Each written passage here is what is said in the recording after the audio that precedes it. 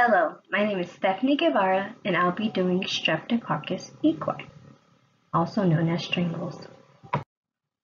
So what is S. equi? Strangles is a highly contagious upper respiratory infection in horses. This disease is caused by a bacteria known as Streptococcus equi, S. equi. It is primarily transmitted by aerosol inhalation, also direct contact with surfaces that are contaminated by this bacteria.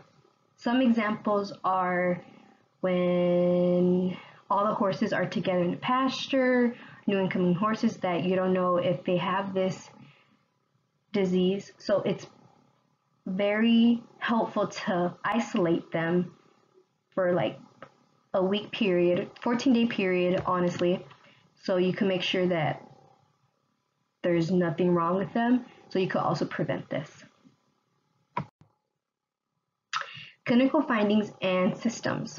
So some symptoms when horses have this disease is fever from 103 and above, nasal discharge which is thick and creamy, also yellow in color, lymph node enlargement under the jaw, throat region, abscess and swelling of the submandibular and retropharyngeal lymph nodes, which are the lymph nodes under the jaw. Bastard strangles. Bastard strangles is when the infection spreads to other parts of the body. Some parts could be the kidneys, lungs, spleen, liver, also their brain and their intestines. And the picture that I have on the slide shows some symptoms of strangles in a horse. Diagnosis. Some ways to diagnose strangles is by a bacterial culture. Samples are collected from the lymph nodes abscess, which they do it by throat washes and guttural pouch washes that could provide diagnostic results within 48 hours of the culture. Also, PCR, which identifies the S. equi bacteria in the DNA. So the horse, once they have a fever, they have a 48 to 72 hours that they're not contagious. So this is really good to know. Treatment and prevention.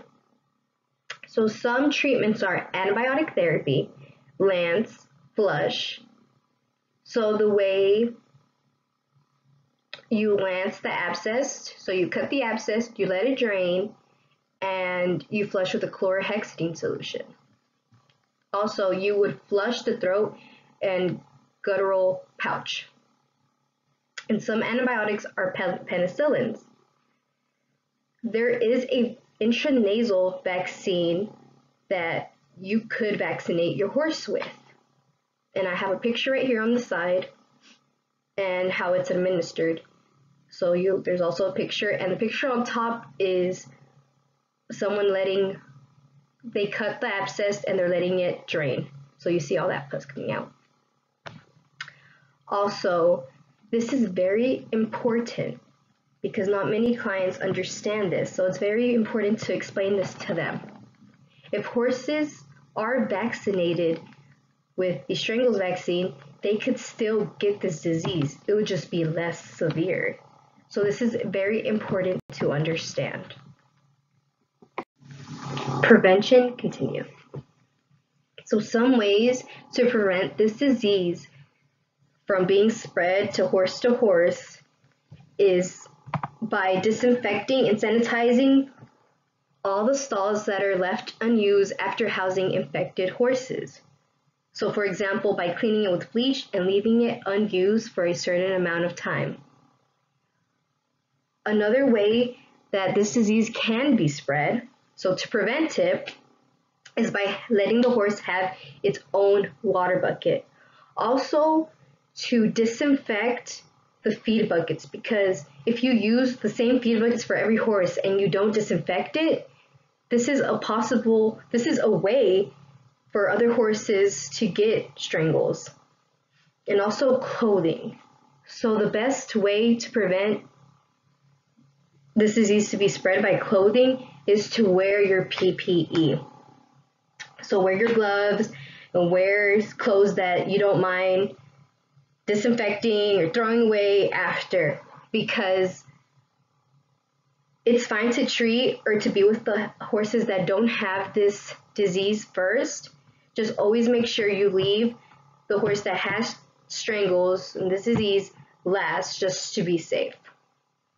Also, isolate the horses you get in for a 14-week period, 14-day, just because you want to be safe, then sorry. Because you want to make sure the horse is okay, they have nothing wrong with them or no diseases that can be spread to all your other horses. These are my sources, and this concludes my presentation on Strangles, which is Streptococcus equi.